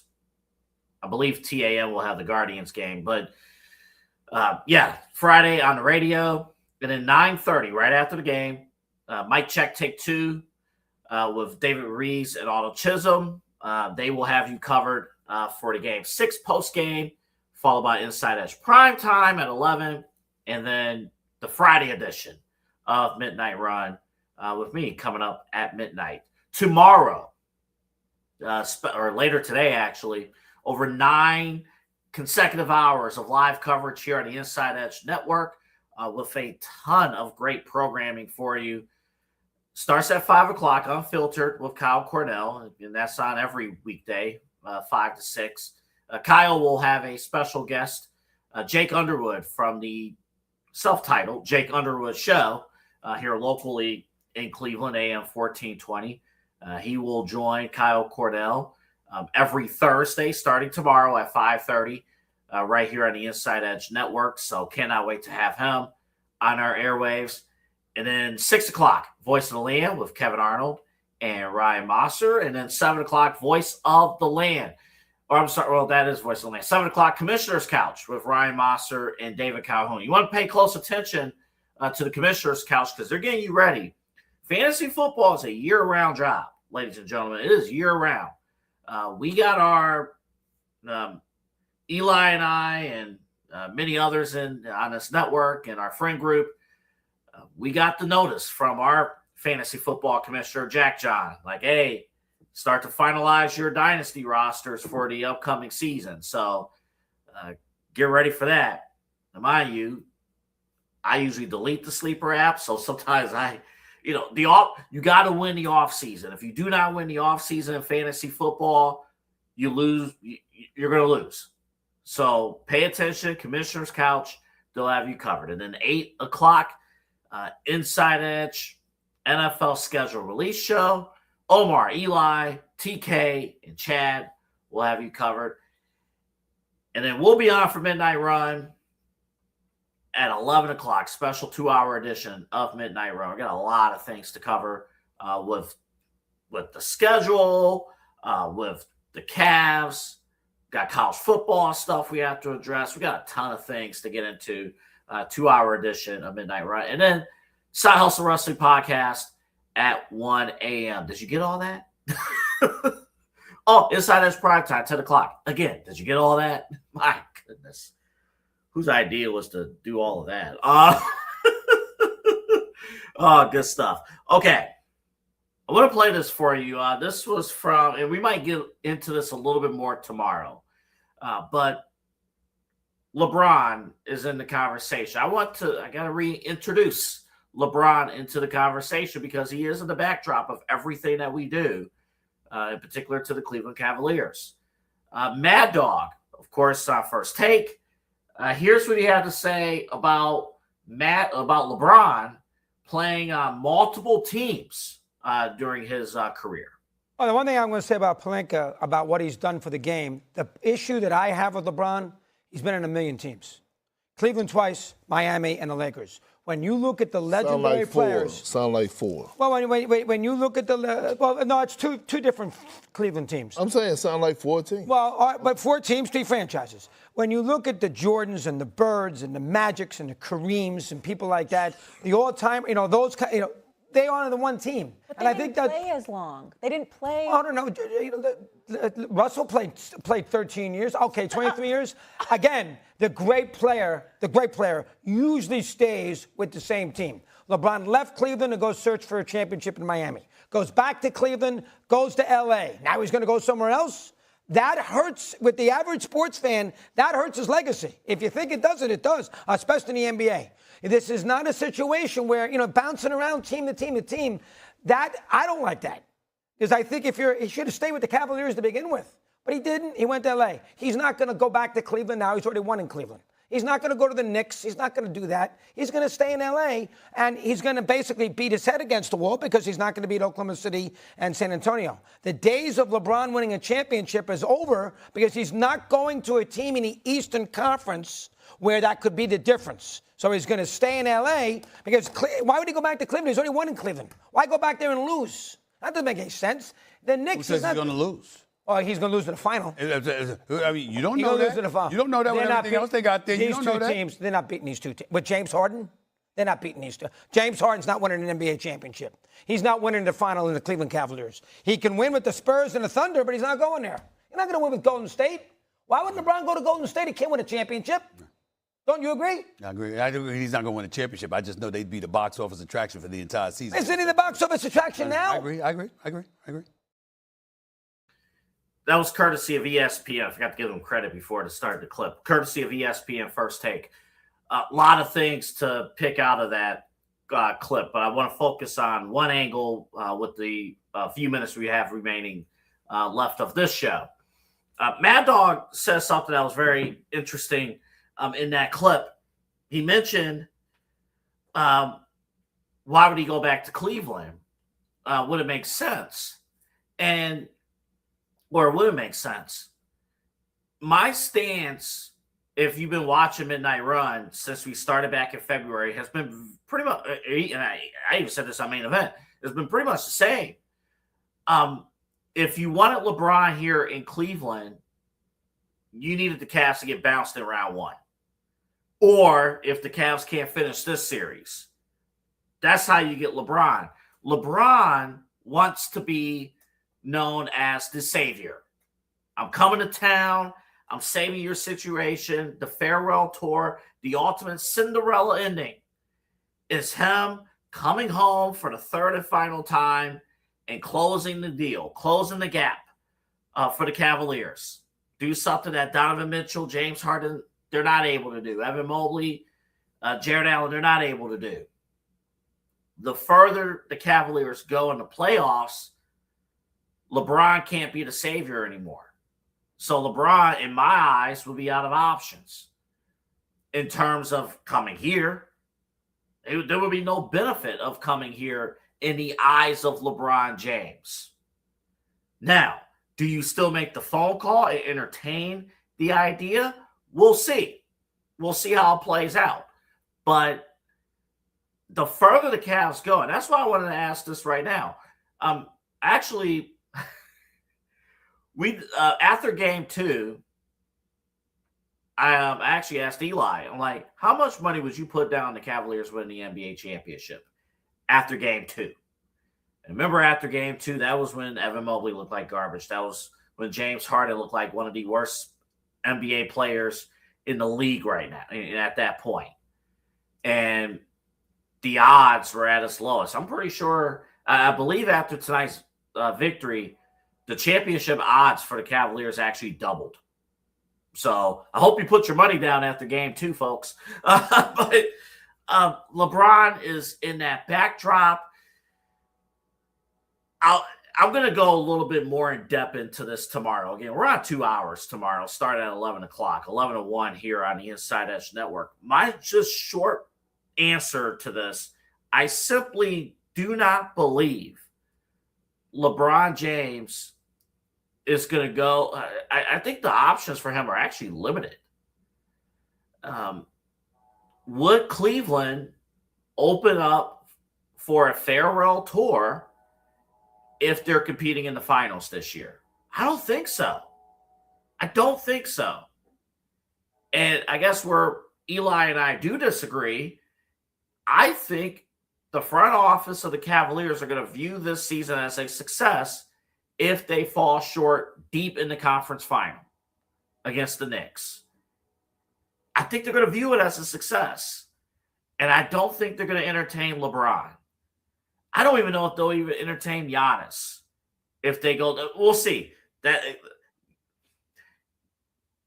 Giannis is a different conversation because Giannis is a guy, if he comes into your building, he's your number one. LeBron's a different story. If LeBron comes into town, LeBron was the number 3 guy, is the number 3 guy with the Los Angeles Lakers behind Luka and Austin Reeves. So LeBron, what role would he play here? Who would still be here if it's just LeBron? As opposed to if Giannis is in town, he's the undisputed number 1 go-to option on this team. No questions asked. That's it. The one thing you do got to be mindful of Giannis is his recent injury history. Bigger guy, you do wonder about the injury history with Giannis. But LeBron, that's going to be a backdrop. We're going to get more into this tomorrow. We're out of time. We're out of time here today, but we're going to get more into that tomorrow because that's going to be the backdrop of everything that's going on with the Cavaliers. Despite all the success, you saw a lot of flaws. Again, we told you before. Let me pull it up one more time before we wrap. I want to get this right. ESPN Analytics, with 2 minutes and 40 seconds left in the fourth quarter, Cavs were down 103-94. Cavaliers had a 2% chance of winning that game. Thankfully, they won. But there are still going to be a lot of questions about how far this Cavs team can go and what's going to happen. So we'll see. But we're out of time. I want to thank Eli Moon. I want to thank Chad. I want to thank Kyle from earlier. Jersey Chasers, by the way, they had a great show earlier today as well. You want to check them out Wednesdays at 7:30. One day I'll be able to do a talk show from my swimming pool like Christy did earlier today. That was that was something. But definitely check them out. And we got a lot of great stuff going on here at the Inside Edge Network. Remember to follow us on social media at Inside Edge Net. Like, subscribe, and follow on all the socials. And we're on InsideEdgeNetwork.com. For our entire team, AA Anthony Alford signing off. Cavaliers, 1 game away from the Eastern Conference Finals. We'll see you tomorrow night right here on the Inside Edge Network.